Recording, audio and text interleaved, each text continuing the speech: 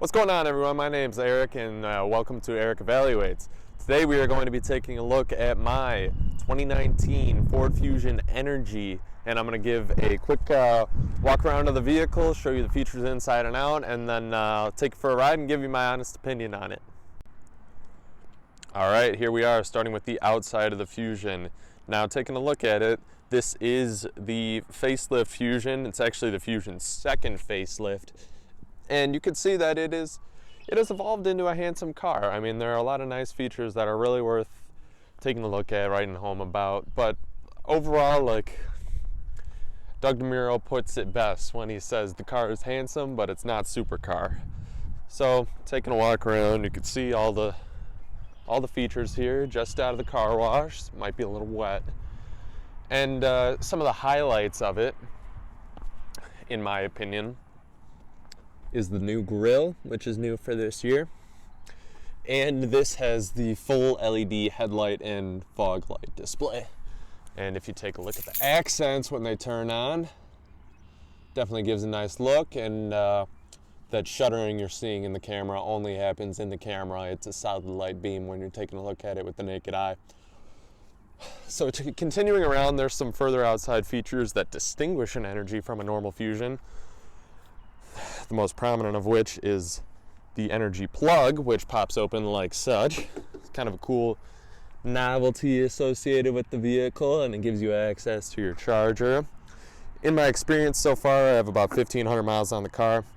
Sometimes it can be a bit annoying though, because you'll go to hit it and it comes out really easy, but it just doesn't go back quickly. You have to very deliberately shove it back in place and hope it stays. So that's one thing that's been frustrating so far. Moving on, these mirrors have a nice slow fog light underneath them that lights up the entryway when it's dark out. It's actually pretty nice. And one of my favorite features so far actually is that the passenger mirror, you can see the outline faintly at the bottom here, it's actually automatically dimming, which is excellent. We got Ford's keyless entry on the side here.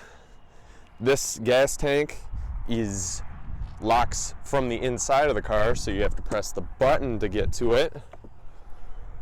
And it actually has a weird delay with it. It takes a minute. So there, it opens up, then you get access to your gas tank. So, while we're on the subject of gas, this gets excellent gas mileage. So far, for the life of the car that I've owned it, I've averaged 88 miles per gallon, which I am not complaining about whatsoever. But we'll talk a little later about how I achieved that and what's involved with achieving those kind of fuel economies relating to charging.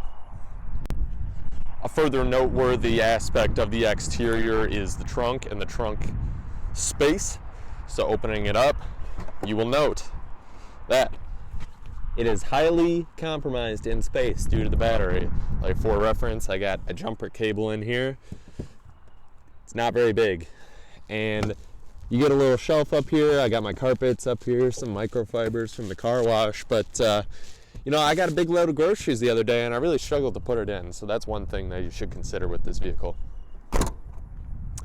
Another further distinction that distinguishes the vehicle is the fact that there's no chrome bar running across the back, which is unique to the Energi and the hybrid models, I do believe. Taking a look using the key fob, we could press it twice to lock it and then start it up.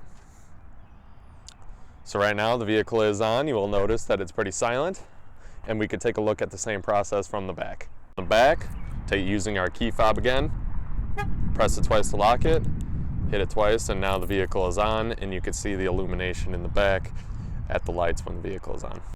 Now we're moving to the inside of the vehicle. Keyless entry opens up here. Nice space. I got my WeatherTechs in there. Excuse the dirt. Now we could come and sit inside. So now that we're in, it tells us that we can press the start button to drive. We can do just so like that.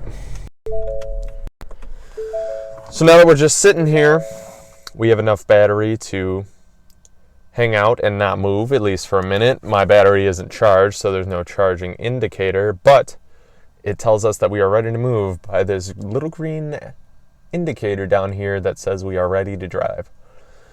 So, this is your view. This is your command center, and this is comfortable. It is an enjoyable place to be. Now taking around, we got the standard Ford setup here. Pretty much everything is what you would see in a normal Fusion with some exceptions, and we can get into that.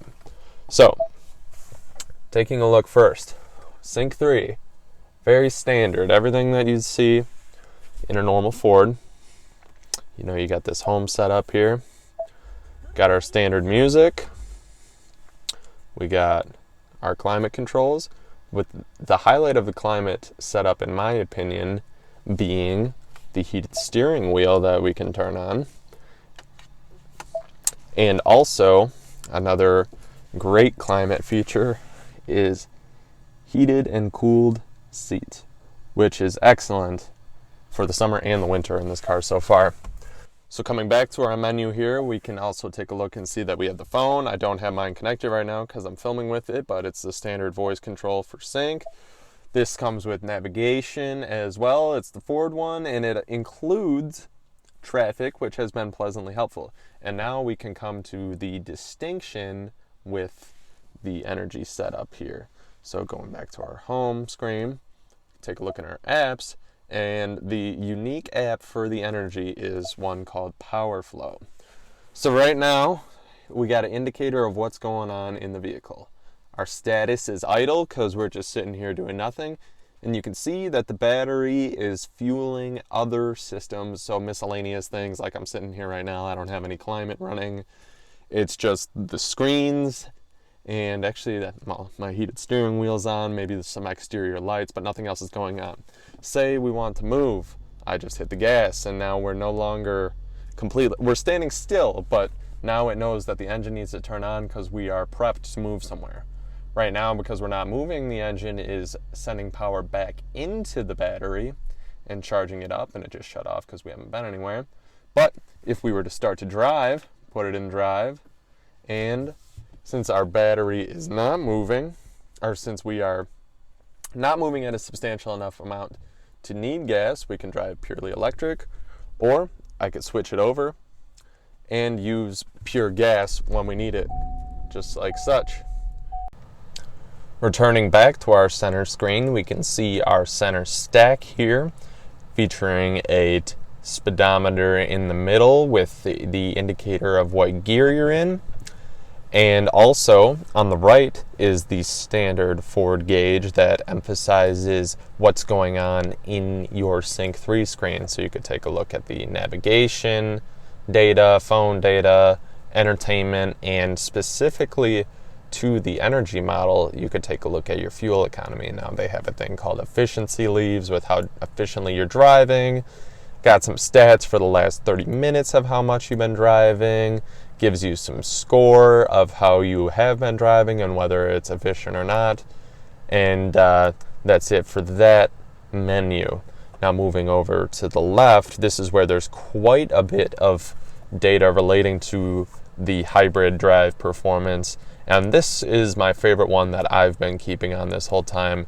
It's the Engage preset for your view, and essentially what it does is it gives you a view of how much electric power you're using, so that's the blue inside ring, and then also how much gasoline power you're using, which is the white outside ring, and that's supposedly in kilowatts, although there's no scale to it.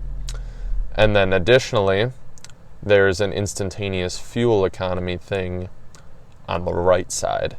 And when your battery is not dead, my battery is currently dead, there is a battery indicator right next to the fuel tank indicator, and that gives you some indication of what your battery is at and whether or not you are regenning your current charge or not.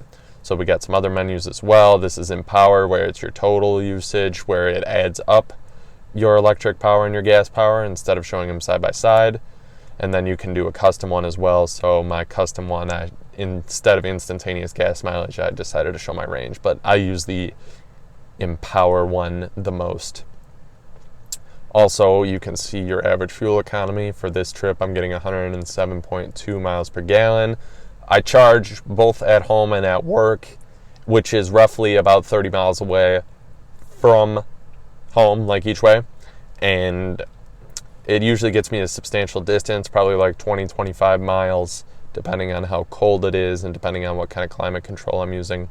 So I've been doing pretty good overall on this tank of gas, and so we got tire pressure as well.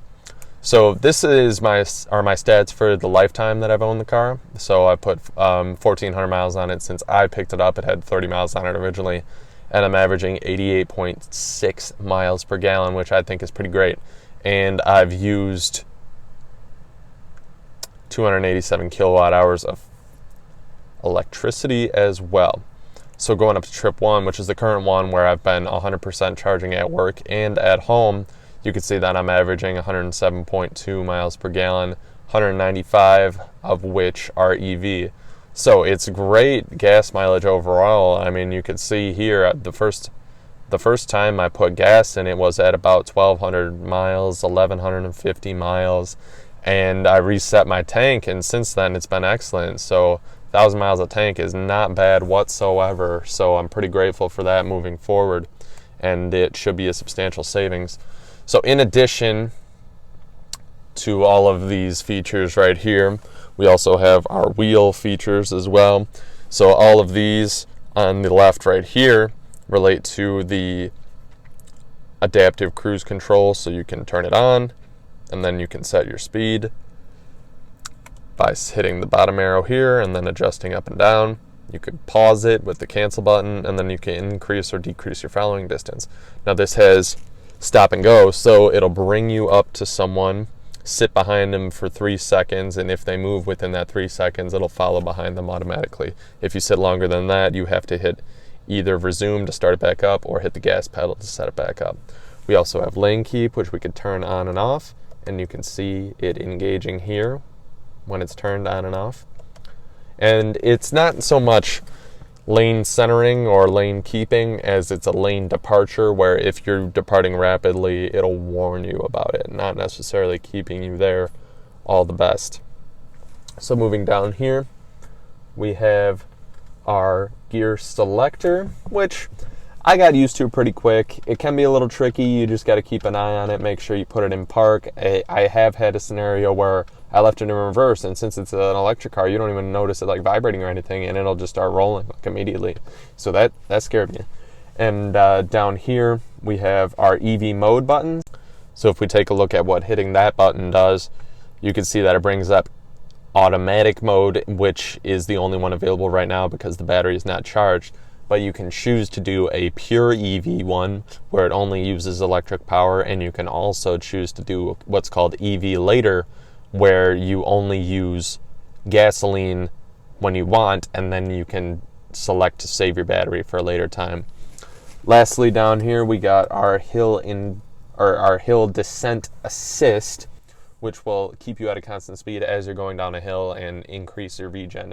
Other items to note here are the trunk release, brightness for your 2 gauges, and then your automatic light selector, or you can choose to have them on manually. We have memory seats as well over here, 2 of them. And then we have our window power controls, all 4 automatic, which is nice, mirror adjusters, and then down here, as I previously mentioned, the fuel release valve, which has an odd delay to it. Up here we got an auto dimming mirror, which works out pretty nice, no complaints with that. And then our controls for the sunroof. You can see we got this one, shuts off the light for when the door is open. You can manually select that, which is kind of nice. You can turn each light on, and then you could turn the global lights on so it does all of them at the same time.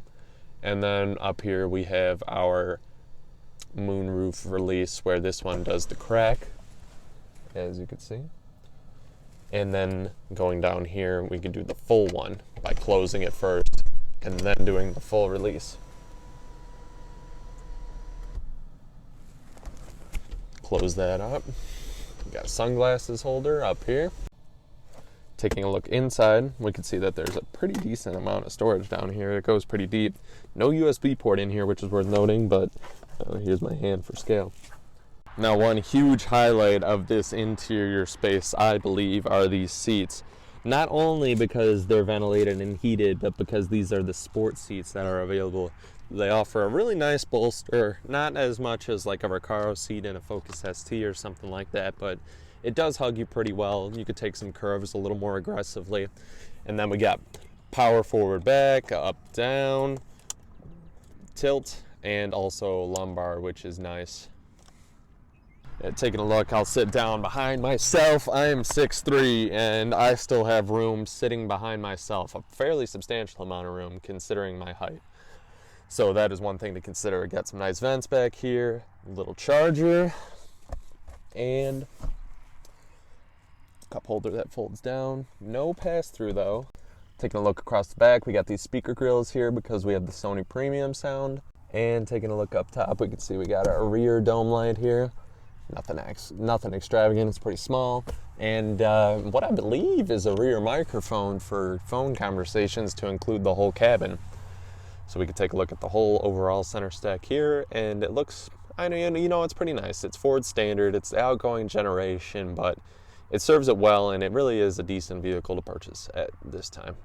We're gonna take a little drive. So coming around, hitting the start button, you can see our crash avoidance light up on the dash there initially, which has been a decent feature. I find it to be oversensitive sometimes, but better safe than sorry, I suppose.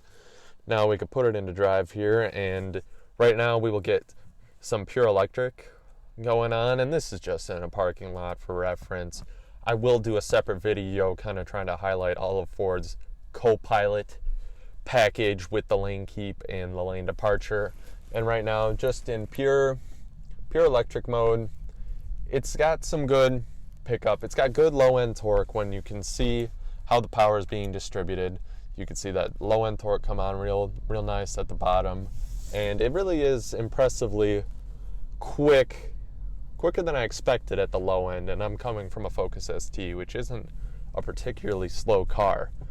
So with that, let's go for a wrap-up. So in summary, the Fusion Energi is a fine specimen of a dying breed. This outgoing generation of plug-in hybrids that aren't necessarily designed from the ground up to be hybrids are something that won't necessarily be missed from the standpoint of practicality and usability, as these new platforms that have better battery integration, better range, better storage space come into play. It really will be a new era, and this is the last of a dying breed. But one excellent thing about it is it does qualify for a federal energy tax credit for electric vehicles, which, when you apply to a lease, make them extremely cheap. So I might recommend one as the outgoing model if you are so tempted. And taking a look, that white platinum doesn't look so bad with this sunset. Give it a look. If you enjoyed this video, please don't forget to subscribe, like, rate, comment, whatever you got to do. And have a nice evening.